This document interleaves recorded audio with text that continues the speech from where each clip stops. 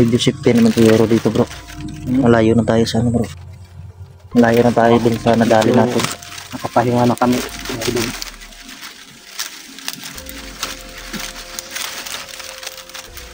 Ano yan?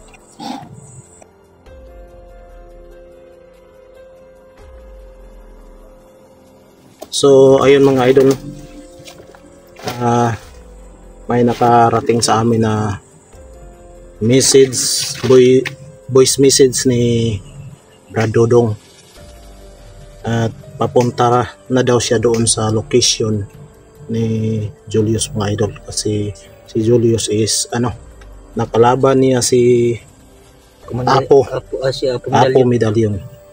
So ayan mga idol, no, sana kami rin papunta na din kami doon sa location ni Julius mga idol, kasi sabi ni Dudong yung mga kalaban ay sobrang matitigas, yung may yung armas nila is mga itak. Buti na lang yung na patay natin lang yung armas nila kahoy at saka yung iba. Kaya yan mga idol, ating pakinggan yung voice message ni Brad Dodong. Bro, papunta ako ngayon sa papunta ako ngayon sa location ni Julius at sana ay makabante din kayo dito or dun sa location niya, kasi nasagupan niya daw si Apo Medallion at sobrang muntika na daw siya madali. Kaya kailangan talaga na proceed na tayo, kasi yung hinahanap natin na si Apo Medallion is nakaharap na ni Julius. So ingat kayo bro, pag-abante nyo, kasi sobrang dami po ng kalaban, sobrang dami talaga ng kalaban bro. Hindi pwede na basta-basta naman tayo maglalakad pag nasa bundok tayo. Kailangan alerto at kailangan yung mga strategy natin di mawawala sa isip natin, no? Yung mga dapat gawin, kasi delikado talaga bro. At ako ngayon naglalakad ako papunta doon kay Brother Julius. Plano ko pa sana na magpagabi, magpalipas ng gabi sa isang location. At eto pa, nakaharap ko yung kanang kamay ni Apo Medallion, si Commander Garo. Sobrang lakas niya na ngayon. At kami niya noon magkaaway kami, kasi kumbaga malaki yung galit niya sa akin din noon pa. Kaya bro, mag-ingat kayo palagi at wag nyong pababayaan yung bawat isa sa inyo. So ipagdadasal ko yung maaga yung pagpunta sa location ni Julius, at doon na lang tayo mag-aabot. Magkakaabot kasi papunta na din ako doon pero sobrang layo ko pa. Alam mo naman, 3 kilometro pa yung lalakarin ko papunta doon kay Julius. At sabi ko kay Julius naman na kumbaga i-secure niya yung sarili niya. At kung makita niya ulit si Apo Medallion, huwag niyang ibaling yung tingin niya.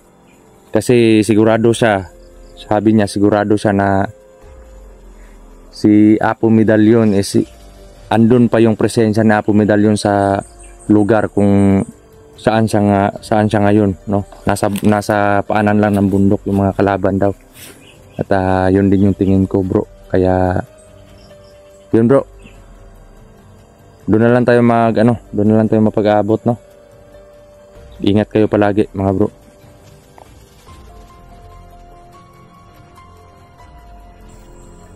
So ayun mga idol, no? Palagi tayong mag-iingat, at kahit kami lang dalawa ni Bro Jerome, basta kailangan lalaban kami, pero pag hindi kaya atras naman kami. Walang masama sa umaatras, diba? Kaya panalangin lang palagi na maging safety tayo. At sana naman idol, Kasi din si Julius, no? Kasi nag-iisa rin yan. O saka ni Brad Dodong. Kasi na-proceed na din si Brad Dodong. Papunta na daw siya doon. Oo. Kasi nasagupa ni Julius si po medalyon. At sana naman mga idol, no, may kita-kita kami sa isang location kung saan si Julius. Kasi yung medyo matagalan talaga tayo kasi Malayo na eh.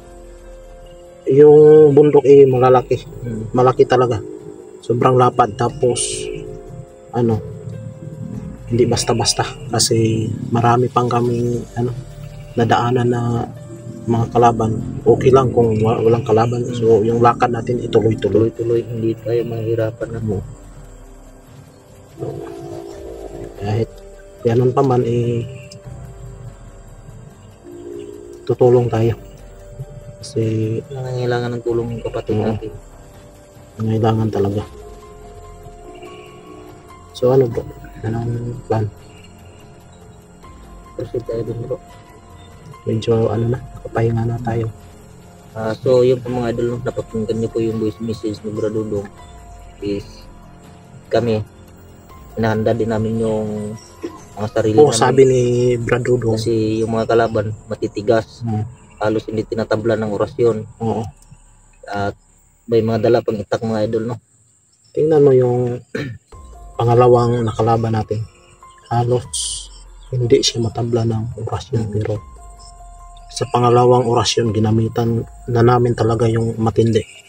Kaya nadali. Kaya sabi ni Bro Dudong, mag-ingat lang kayo, bro. Kasi maraming kalaban. Hindi basta-basta. Malalakas, mga masyadong agresibo at saka matitigas talaga daw. Kaya Yun mga yung sinabi ni Brad paghandaan Dodong. natin yan mga idol. At sa hindi po papunta na po kami doon mga idol, no. Doon sa Kay Brother Julius. At sana naman mga idol makarating tayo doon na safety, pati si Bro Dudong at si Brother Julius. Oo. Na walang mangyari Kasi masama. Mahirap na yung grupo natin na may Kaya hanggat may buhay, lalaban kami.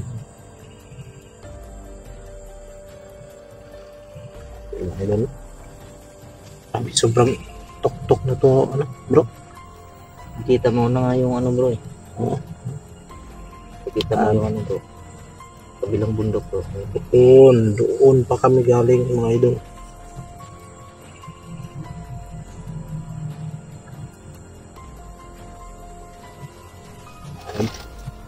Proceed tayo. Hindi mga idol, no. Hindi na po tayo magpaligoy-ligoy, no. Pupunta na po tayo doon sa pahinga naman tayo. Mauna bro. Kailangan ng tulong nangailangan ng tulong yung kapatid natin mga idol. Kaya hindi na tayo magpaligoy-ligoy. Patay na. Bro, ako bro.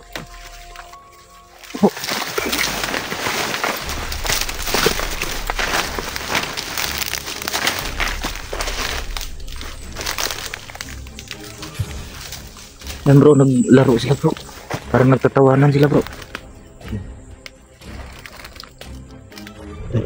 Oo, parang nagtatawanan. Masaya sila bro eh. Tingnan mo bro, tingnan mo buti bro.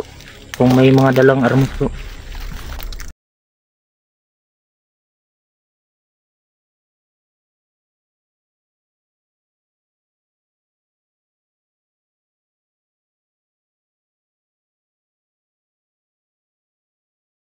Hindi daw magkumpiyansa. Ingat talaga tayo. Oo, huwag magkumpiyansa sa mga daanan kasi halos daanan daw may nilagay na tao si si Apo Medalyon.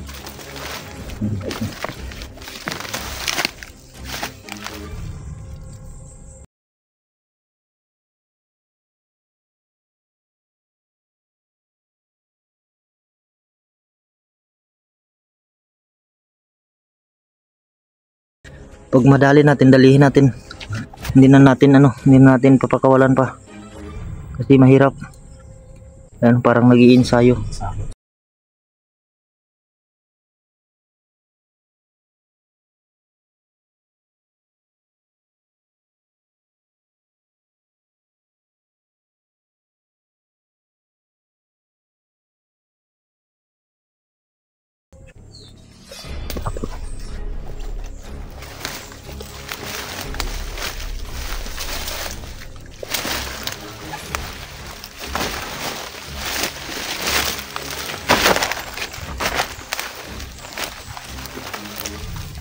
Sana mga idol, pagdasal niyo ito ang kaligtasan sa mga kapatid natin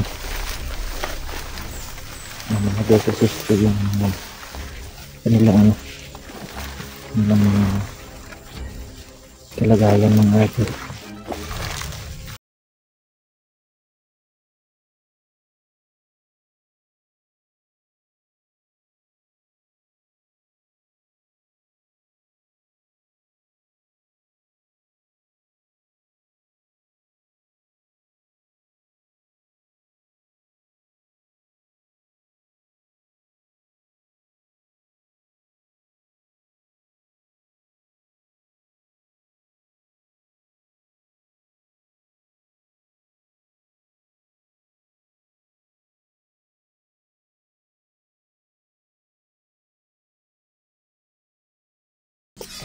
Parang hindi tayo natindihan mga idol.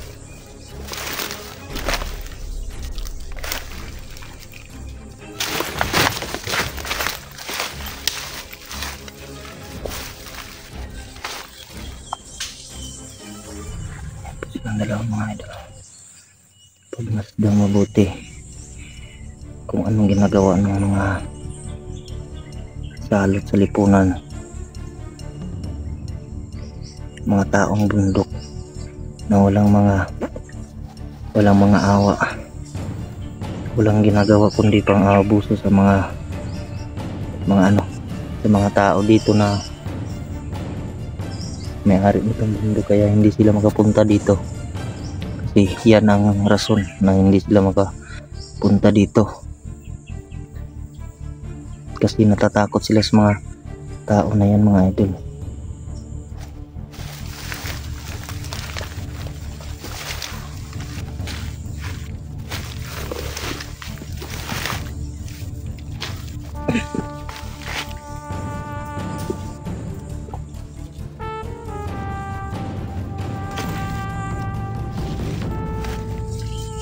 Namalakas na mga idol.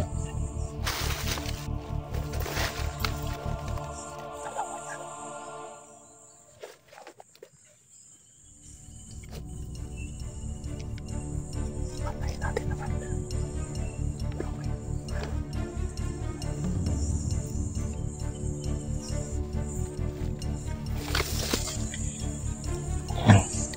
Yan sila mga idol. Yan yung rason namin kung bakit kami nandito, nang dahil sa kanila.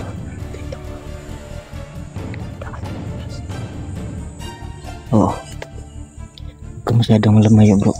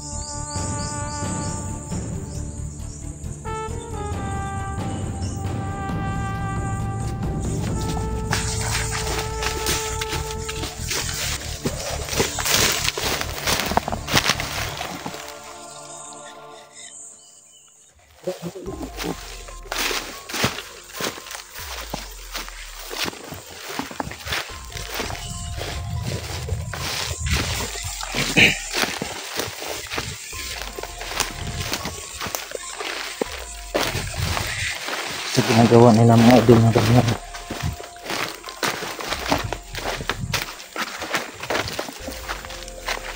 Hindi na kami maawa kailanman sila, hindi rin sila naawa mga idol.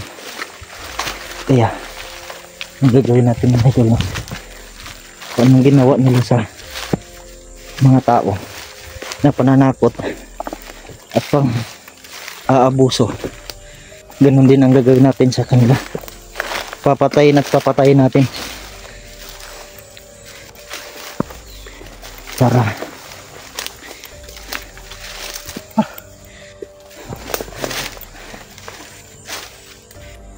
may sapa dyan bro.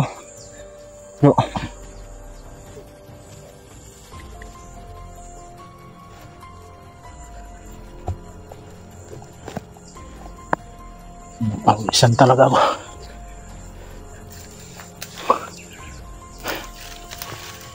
Parang ano yan na bro, parang hindi pa yan tauhan eh, ako medalyon siguro. Di walang mga itak eh. Mga ano lang yan eh, yung mga galamay lang. Oo, mga galamay yan, walang mga itak mga idol. At ang sabi ni Bradodong, yung mga tauhan talaga ni Pumedalyon is itak yung gamit. Yan si Bro Max mga idol, no? Mukhang nahihirapan sa pero kinakaya. Kagaya natin, hindi masyadong malaki yung katawan natin pero masyadong kampante kasi. Oo. Agap ko parang dito madami pa.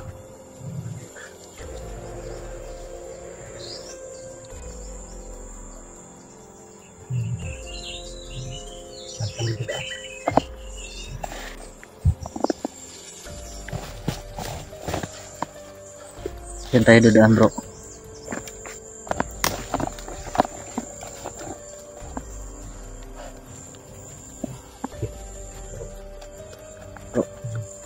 Puntahan natin ang lugar ko. Parang nanindig yung balahibok bro. Tingnan nyo mga idol, pang bundok na talaga. Sukal talaga mga idol. Yan. Wala nang wala nang pumupunta dito. Yan. Tara bro. May isa din banda mga idol. Ayan o. Diyan sa baba. Gagapangin natin yan. Hindi na tayo bro. Sapakin ko ng baril bro.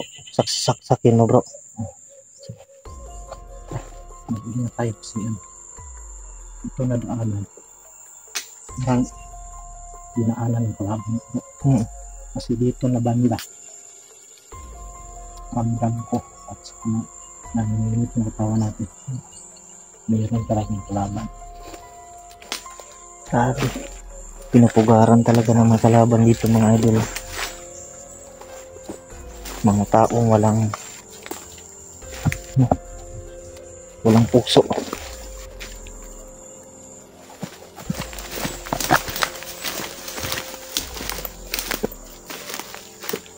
Sinasabi ko mga bago.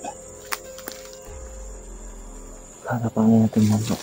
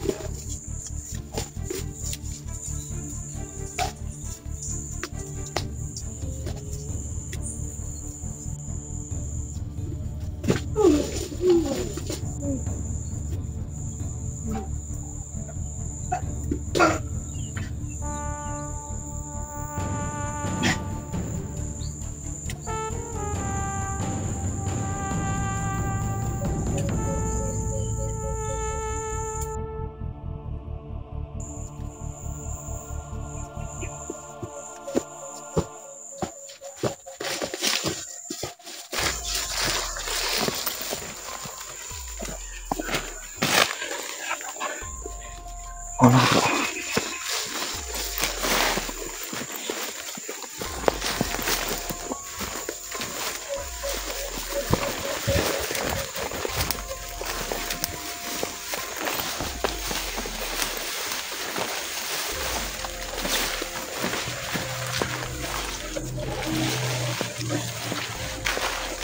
Bro,